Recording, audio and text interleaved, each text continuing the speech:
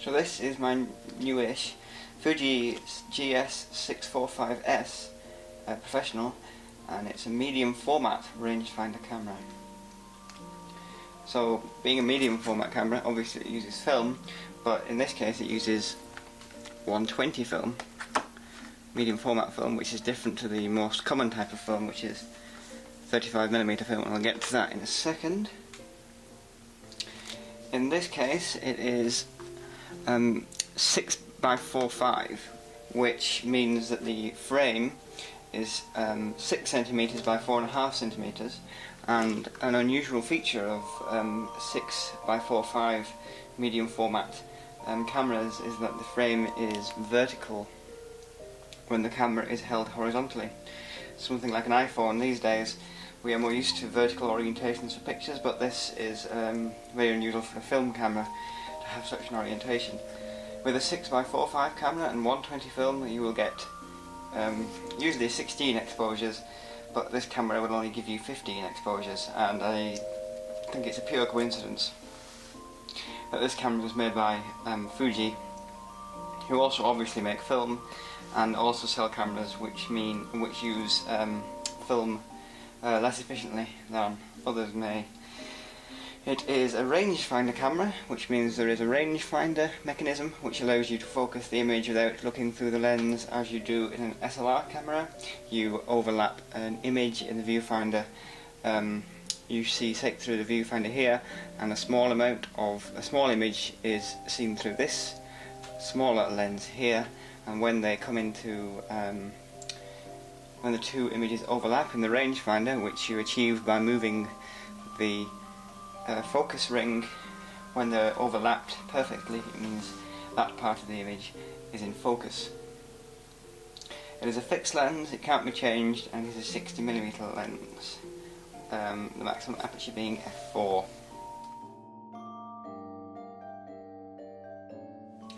The 60mm lens we have on this camera is equivalent to a 35mm lens on a 35mm camera, which is why this camera is called a wide 60.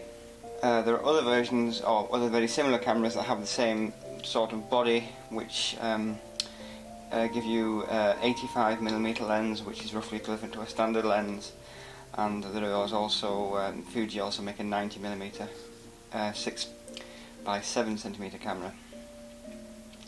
The reason the focal length for a 120 6x45 camera is longer than for an equivalent 35mm camera for the same field of view is because the film area is larger, and so the film must be further, the lens essentially must be further away from the film to cover the same area of film. The reason the camera has this metal guard over the lens is that this is a relatively delicate lens mounting. A lot of rangefinder 6x45 and other medium format cameras are actually folding cameras which have a bellows arrangement and allows them to be folded away for carrying. This one does not have that, and this guard is in place to protect the lens from knocks. That's a good thing, obviously, because those bellows are prone in some cases to getting tiny holes and otherwise deteriorating, and initially I had the 85mm version of this camera which developed those holes, and I had to send it back and get this one instead. The maximum aperture is only f4, which is particularly slow for a fixed format camera, but these for a fixed lens camera, but these cameras are meant to be used more slowly than in a more measured fashion and for still subjects in good light, often landscapes and outdoor photography, compared to a 35mm camera which emphasises flexibility and better use of a range of subjects. The shutter is different to a 35mm SLR camera in that it's a leaf shutter which is fitted within the lens rather than in the body of the camera. So you set that shutter by turning this ring, and it has speeds between 1/500th of a second and 1 second. And this is essentially a secondary opening and closing iris to the aperture iris, and this is more similar to a plate camera, a view camera, which are the old-fashioned type of camera with bellows and a single piece of large film, or even cheaper point-and-shoot cameras. And this has the advantage of being able to use flash at any shutter speed, because even at this fastest speed, which is 1/500th of a second, the whole frame is exposed at once.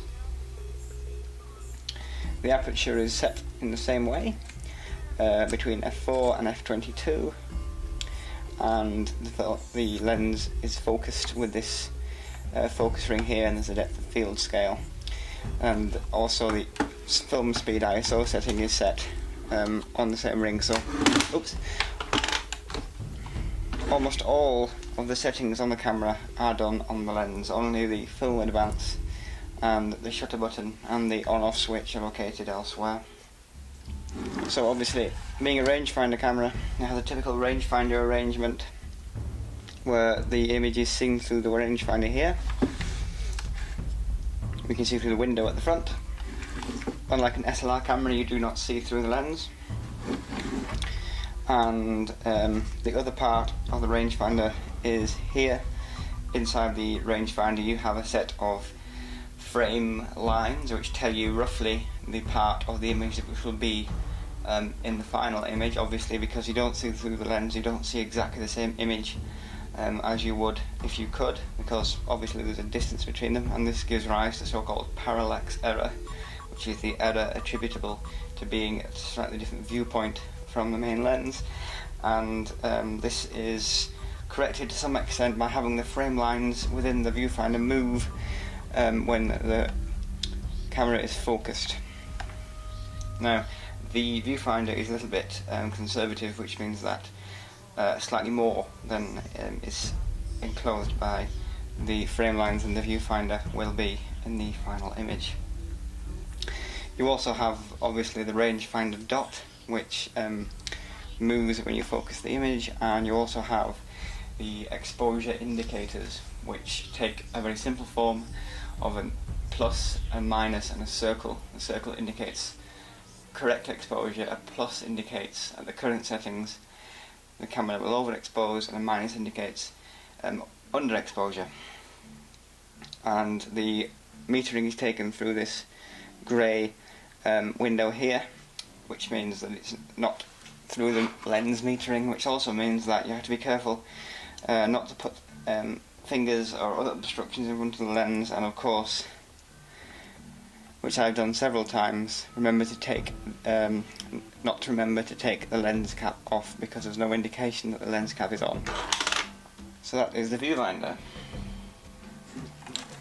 It is essentially an averaging metering system, so it's not very advanced in that respect. The top plate has very simple controls. It has a on and off switch, a lock switch. It has a shutter obviously, and it has the screw for the cable release.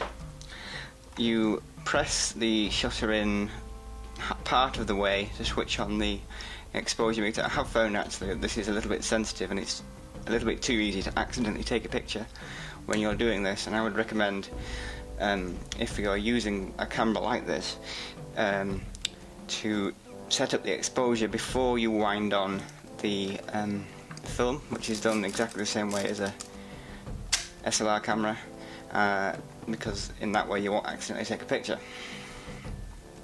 This small tag here falls down to indicate that the shutter has been released but the film has not been wound on, so that is a very simple kind of exposure indicator. The film exposure counter shows that you will get 15 exposures from 120 film and 30 exposures from 220 film. Now 220 film is essentially obsolete, it isn't really made anymore, but it was a kind of 120, another kind of 120 film, which I will describe presently. Also has a typical flash hot shoe, which, as I said, is usable with any shutter speed, and it has a switch here which controls the frame counter, is a tripod mount at the side, which is important because obviously you have a vertical frame with 6x45 film. You have a standard tripod mount on the bottom. You have batteries. This will take two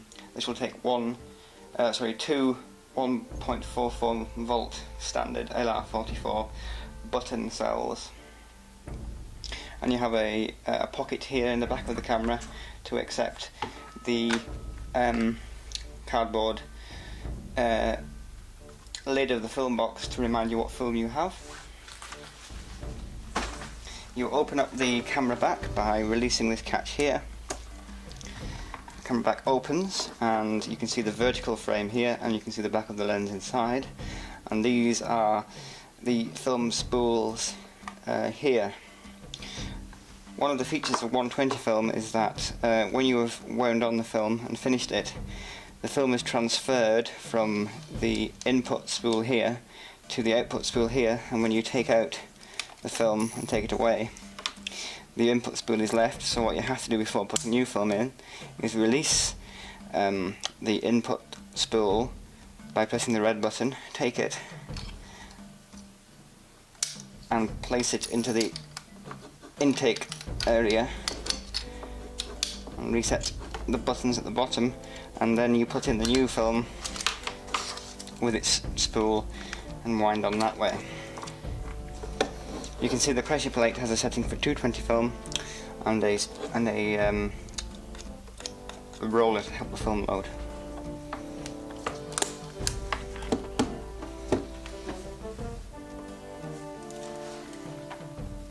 So it also has an external flash sync cord here. So all in all, it's a very simple camera to use that has no real automatic mode and expects you to know what decisions to make, which means that you end up with a lot more dud shots than you would otherwise, but on the other hand it makes you think carefully about the shots beforehand, so hopefully it helps you to be a more considerate photographer.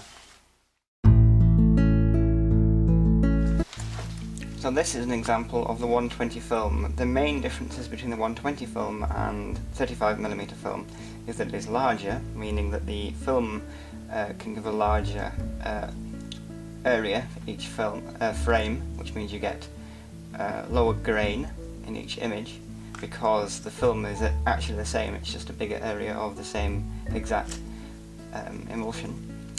And the other difference is that it comes, instead of a metal cassette, it comes on an open spool with a paper backing, and the paper backing essentially protects the film from light when it is loaded.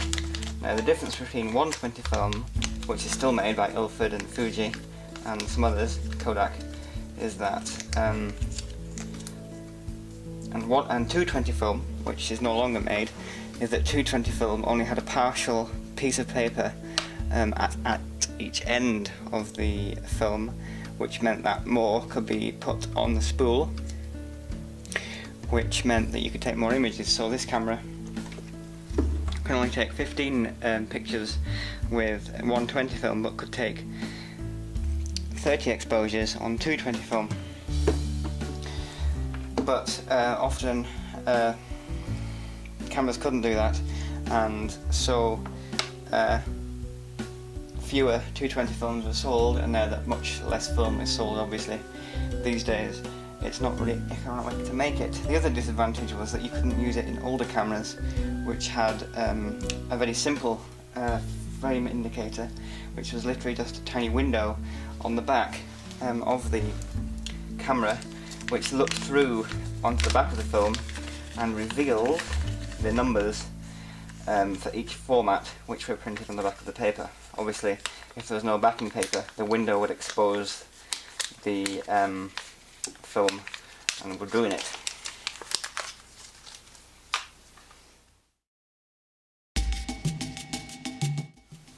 So what I have here is a comparison of a 35mm frame with the 120 frame, and you can see, using these slides as an example, because it's easier to see obviously with a positive image what's going on. So you can see that we have a much larger film area between the 35mm slide and the 120 slide, so it's roughly about 3 times the film area, which means that you obviously get much smaller grain than for the same size print or same screen image than you would from a 35mm frame, simply because the image has to be enlarged less.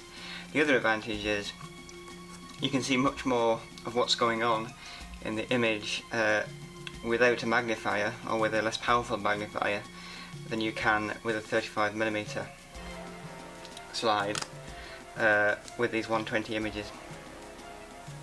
And you can see they have a much more marked visual impact when on the light table compared to the 35mm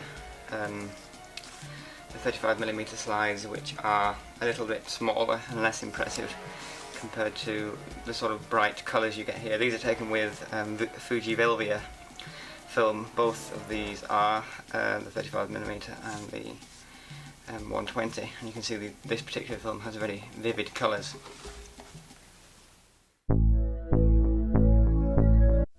So, in conclusion, a medium format camera like this gives you much better image quality than the equivalent sort of 35mm camera,